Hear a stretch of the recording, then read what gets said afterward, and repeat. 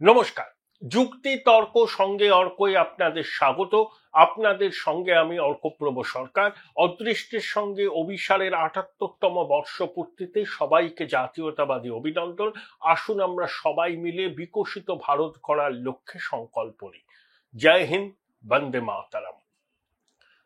Supreme কোর্টের টানা সওয়াল জবাব চলছে। মাননীয় বিচারপতি সূর্যকান্ত এবং জয়মাল্য বাগচির বেঞ্চে আইএনডিআইএ জোটের প্রায় সবকটি দল এবং অ্যাসোসিয়েশন ফর ডেমোক্রেটিক রিফর্মস সহ আরো কয়েকজন এই যে স্পেশাল ইন্টেন্সিভ রিভিশন নির্বাচন কমিশন করছে বিহারে, তার সাংবিধানিক গ্রহণযোগ্যতা নিয়ে আদালতে মামলা করেছিল এবং তাদের স্পষ্ট বক্তব্য ছিল যে এসআইআরটাকে বাতিল করতে হবে।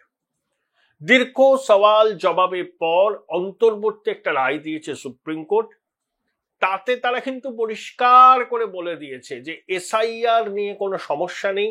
সংবিধানের ৩২৪ ধারায় স্পষ্ট করে বলা আছে নির্বাচন কমিশন মনে করলে যে কোনো সময়ে এসআইআর করতে পারে।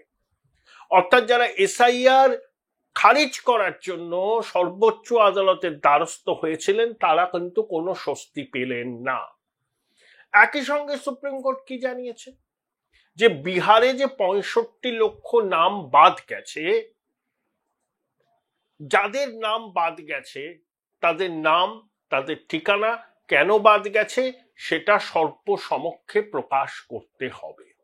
ওয়েবসাইটে করতে হবে, ডিস্ট্রিক্ট ইলেকটোরাল অফিসারের পেজে করতে হবে, সংবাদপত্রে স্পষ্ট করে বিজ্ঞাপন দিতে হবে এবং সহজ ভাষায় বিজ্ঞাপন দিতে হবে, স্থানীয় ভাষায় বিজ্ঞাপন দিতে হবে, যাতে মানুষ বুঝতে পারে, বিচারপতিদের ভাষায়, লেম্যান ফ্রেন্ডলি ভাষায়, যে কাদের নাম বাদ গেছে, কেন বাদ গেছে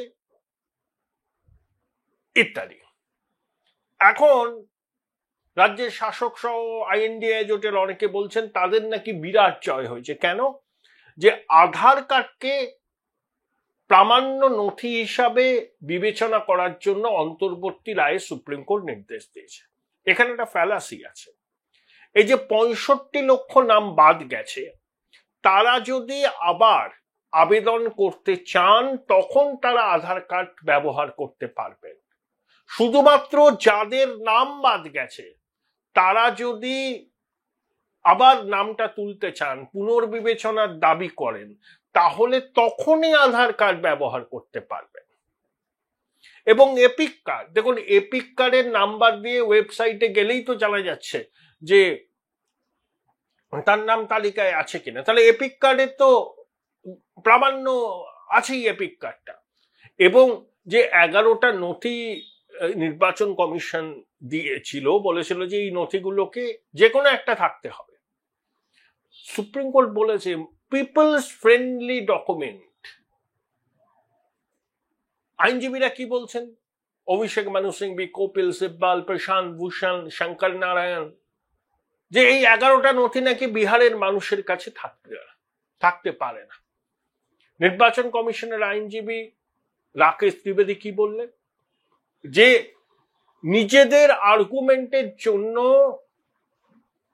তার লার্নেড ফ্রেন্ডসরা বিহারকে এমন ভাবে পোট্রে করছেন যাতে মনে হচ্ছে বিহার এখনো সেই প্রাগৈতিহাসিক যুগে আছে। নির্বাচন কমিশনের আইনজীবী কি বলেছেন? যে বিহারের ৮০% মানুষ স্বাক্ষর দেখেন যে আইএএস আইপিএস পরীক্ষা বা সর্বভারতীয় অন্যান্য পরীক্ষাতে বিহারের ছেলে মেয়েদের সাফল্য ঈর্ষণীয়। তিনি এটাও বলেছেন যে জৈন ধর্ম বলুন, বৌদ্ধ ধর্ম বলুন, তার পথ চলা শুরু হয়েছিল বিহারে। প্রাচীন বিশ্ববিদ্যালয় নালন্দা বিহারে। মাননীয় বিচারপতি জয়মাল্য বাগচি বলেছেন যে গণতন্ত্রের বিকাশও বিহারের বৈশালী থেকে হয়েছে। অর্থাৎ বিহারকে যে এইরকম ভাবে পোট্রে করা আইনজীবীরা করছিলেন যে এই ডকুমেন্টগুলো বিহারের মানুষের কাছে থাকবে না, তারা একেবারে এমন জবাব পেলেন মুখ একদম বন্ধ। অর্থাৎ নিজেদের ক্ষুদ্র স্বার্থ চরিতার্থ করার জন্য বিহারের মানুষকে কার্যত এরা অসম্মান করছিলেন। আর্গুমেন্টের জন্য। আপনি ভাবতে পারেন বিহারের মতো রাজ্যে এত মানুষ বাস করে, বিহারের কৃতি সন্তান আছে, তারা শিক্ষিত, আলোকপ্রাপ্ত, বিভিন্ন স্তরে তারা মেধার স্বীকৃতি লাচ্ছেন, সেই বিহারের মানুষের কাছেই 11টা ডকুমেন্ট থাকবে না? এটা বিহারবাসীকে অপমান করছেন নিজেদের আর্গুমেন্টকে জোরালো করবার জন্য। এটাই কমিশনের আইনজীবী বলেছেন। তাহলে স্বস্তি কোথায় হলো? তৃণমূল কংগ্রেস যে লাফাচ্ছে যে তাদের জয়, হ্যাঁ, বিচার বিভাগকে আপনি কুর্নিশ জানাতেই পারেন, আমরা সবসময় জানাই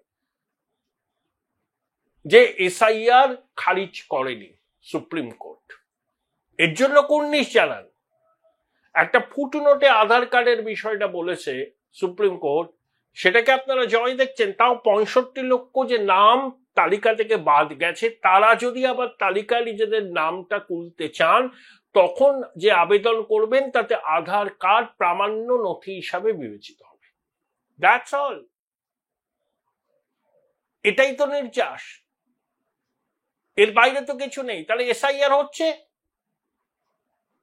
নির্বাচন কমিশন কোনো বেআইনি কাজ করেনি, সাংবিধানিক কাঠামোর মধ্যে থেকেই তারা এসআইআর করছে এবং করবে। সারা ভারতবর্ষে হবে, পশ্চিমবঙ্গেও হবে। এটা কনস্টিটিউশনাল পাওয়ার আর কনস্টিটিউশনাল রাইটের মধ্যে একটা বিতর্ক বলে অনেকে মনে করেছিলেন, কিন্তু আইএনডিআই জোটের বিভিন্ন শরিক দল, বিভিন্ন এনজিওর পক্ষ থেকে যারা সওয়াল করছিলেন, তারা এসআইআরটাকে বাতিল করার কথা কেন বলছিলেন? একটা নির্ভুল ভোটার তালিকা তৈরি করা নির্বাচন কমিশনের দায়িত্ব, সেটা তারা নিজেদের সময় মতো যখন খুশি করতে পারে। সংবিধানের 324 ধারায় এই অধিকার নির্বাচন কমিশনকে সুস্পষ্টভাবে দেয়া হয়েছে। তাহলে বিষয়টার ইতি হলো, জল্পনার অবসান হলো, এসআইআর হবে, সারা ভারতবর্ষে হবে, পশ্চিমবঙ্গেও হবে। হয় সেপ্টেম্বরের গোড়া থেকে শুরু হবে, নইলে দীপাবলি ভাইফোঁটার পর থেকে শুরু হবে। এবার তাহলে মাননীয়া, তার দল, কয়েকজন ইন্ডিভিজুয়াল আদালতে গিয়েছিলেন এসআইআর বন্ধ করার জন্য। অনেকে নির্বাচন কমিশন 1 লক্ষ লোক নিয়ে ঘেরাও করার হুমকি দিয়েছিলেন। এখন মুখ লুকোতে ব্যস্ত সব। মাননীয়ার গলাতেও এখন নরম সুর। আধার কার্ডকে প্রামাণ্য নথি হিসাবে বিবেচনা করার নির্দেশ সুপ্রিম কোর্ট দেওয়ায় তিনি সন্তুষ্ট হয়েছেন, বলেছেন বিহার একটা রিলিফ পেয়েছে, আশা করি পশ্চিমবঙ্গও পাবে, এক যাত্রায় কেন পৃথক ফল হবে, এসব তিনি বলতেই পারেন। কিন্তু এসআইআর আইএনডিআই জোট আটকাতে পারবে না। এসআইআর হবে, এসআইআর সময়ের দাবি। অতীতেও হয়েছে, এখনো হবে, ভবিষ্যতেও হবে। তাহলে 1 নম্বর ক্ষেত্রে মুখ পুড়ল। 2, এই যে কেন্দ্রীয় স্বরাষ্ট্রমন্ত্রক কিছুদিন আগে একটা নির্দেশ দিয়েছিল, প্রত্যেক রাজ্যকে পাঠিয়েছিল, যে অবৈধ অনুপ্রবেশকারী বাংলাদেশিদের চিহ্নিত করতে হবে, এবং সেটা নিয়ে বিভিন্ন রাজ্যে পরিযায়ী শ্রমিকদের আটক করা হয়, কিছু কিছু ক্ষেত্রে হেনস্থা হয়েছে। তো পরিযায়ী কল্যাণ বোর্ডের পক্ষ থেকে সুপ্রিম কোর্টে স্থগিতাদেশ চাওয়ার জন্য মামলা করেছিল এই রাজ্যে পরিযায়ী কল্যাণ পর্ষদ। তো সুপ্রিম কোর্ট তো স্থগিতাদেশ দেয়নি। সুপ্রিম কোর্ট বরঞ্চ এটা বলেছে যে অনুপ্রবেশ তো বাস্তব সমস্যা, মাটিতে বুঝতে হবে, মাটিতে দাঁড়িয়ে যে সমস্যাটা কি। তো অনুপ্রবেশকারীদের চিহ্নিত করে তাদেরকে ছেড়ে দেওয়া হবে? তাদেরকে যদি ছেড়ে দেওয়া হয় তারা তো পালিয়ে যাবে, তাই তাদেরকে ডিটেইন করতেই হবে। অর্থাৎ ডিটেনশন ক্যাম্পে যদি অনুপ্রবেশকারী বাংলাদেশিদের রাখা হয়, সুপ্রিম কোর্ট তার মধ্যে বেআইনি কিছু দেখছে না, এবং কোনো স্থগিতাদেশ দেয়নি এই অবৈধ অনুপ্রবেশকারী বাংলাদেশিদের চিহ্নিত করার অভিযান বন্ধ করা নিয়ে। Join Indian Institute of Hotel Management now. Right choice, right decision. শুধু কেন্দ্রীয় সরকার এবং 9টা রাজ্যের সরকারের কাছে তারা তাদের অবস্থান জানতে এসেছেন, হলফনামা আকারে অবস্থান তারা দেবেন। এবং সুপ্রিম কোর্ট কিন্তু বলেছে যে অনুপ্রবেশ সমস্যা গুরুতর সমস্যা, বাস্তবে রুক্ষ মাটিতে দাঁড়িয়ে বিষয়টা বুঝতে হবে। অতীতেও সুপ্রিম কোর্ট অনুপ্রবেশ সমস্যা নিয়ে উদ্বেগ প্রকাশ করেছিল।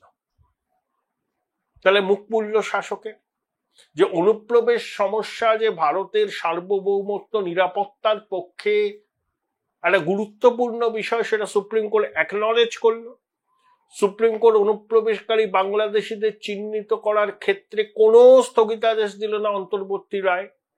9টা রাজ্য এবং কেন্দ্রীয় সরকারের কাছে এই বিষয়ে তাদের অবস্থান জানতে চাইল। তাহলে রাজ্য সরকার ধাক্কা খেল, শাসক দল ধাক্কা খেল। কারণ এ রাজ্যে সরকার, শাসক দল অনুপ্রবেশ সমস্যাটাকে মানতে চায় না, কিন্তু ভারতের অন্যান্য সব রাজ্যের সরকার, সেটা বিজেপি শাসিত রাজ্য হোক, অবিজেপি শাসিত রাজ্য হোক, সবাই এই সমস্যাটার গুরুত্ব বোঝে এবং সেই অনুযায়ী কার্যকরী পদক্ষেপ নিচ্ছে। তামিলনাড়ুতে স্টালিনের সরকার নিচ্ছে, কেরালায় পিনরাই বিজয়নের সরকার নিচ্ছে, পাঞ্জাবে ভগবত সিং মানের সরকার নিচ্ছে, অন্যান্য বিজেপি শাসিত রাজ্য নিচ্ছে, সিদ্ধারামিয়ার সরকার নেবে, রেবন্ত রেড্ডির সরকার নেবে, সবাই নেবে। কারণ অনুপ্রবেশকারীরা জাতীয় স্বার্থের পক্ষে বিপজ্জনক। তারা, ভারত তো কোনো ধর্মশালা নয়, ভারতের এই বিশাল জনসমুদ্রে তারা মিশে গেল কোনো রকমে বেআইনিভাবে পরিচয়পত্র জোগাড় করে, তারপর ভোটার তালিকায় নাম উঠলো। এরা তো ভোটার হতে পারেন না, এরা তো ভারতের নাগরিকই নয়। তো এদেরকে তো চিহ্নিত করতে হবে। এখানে বাংলা ভাষাটা কোনো ব্যাপারই নয়। বাংলাদেশের মানুষ বাংলা ভাষায় কথা বলে, পশ্চিমবঙ্গের মানুষ, আসামের মানুষ, ত্রিপুরার মানুষ, মেঘালয়ের অনেক মানুষ বাংলায় কথা বলে, আসামের বহু মানুষ বাংলায় কথা বলে, শিলচরের বহু মানুষ বাংলায় কথা বলে, গৌহাটিতে বলে, বরাক ভ্যালিতে বলে। তারা ভারতীয় বাঙালি। কিন্তু বাংলাদেশি বাংলায় কথা বলছে, তারা অনুপ্রবেশ করে ভারতে ঢুকে মিশে যাচ্ছে, তাদেরকে তো চিহ্নিত করতে হবে। এখানে তো ভাষার অজুহাত তুলে বলা যাবে না যে বাংলায় কথা বললেই নিগ্রহের মুখে পড়তে হচ্ছে। কয়েকটা ক্ষেত্রে এক্সেস হয়েছে। দেখুন, সুপ্রিম কোর্ট আগেও এটা বলেছে যে ইনঅ্যাডভার্টেন্ট এরর, অনিচ্ছাকৃত ভুল, সেটা এসআইআর সংক্রান্ত। এখানেও তাই হচ্ছে, ইনঅ্যাডভার্টেন্ট এরর। কোথায় কোথায় এক্সেস হচ্ছে। আরে পুলিশকে ধরে আনতে বললে বেঁধে আনে, এটা পুলিশের একেবারে স্বভাবজাত বৈশিষ্ট্য। কিন্তু তা বলে তো এই প্রক্রিয়া থেকে সরে আসা যাবে না এবং চলবে। সুপ্রিম কোর্ট সেটা পরিষ্কার জানিয়ে দিল। প্রতিবেদন শেষ করবো একটা কথা বলে। 15ই আগস্ট 1975 সালে ভারতীয় উপমহাদেশের এক বরেণ্য রাজনৈতিক ব্যক্তিত্ব শেখ মুজিবুর রহমানকে নৃশংসভাবে খুন করা হয়েছে। 2024 সালে আমরা দেখেছি যে ধানমন্ডিতে তার বাড়ি হিজবুত তাহরির, জামাতে ইসলামী ছাত্ররা ভেঙে গুড়িয়ে দিয়েছে। সেখানে আইসিস এর পতাকাও দেখা গেছিল।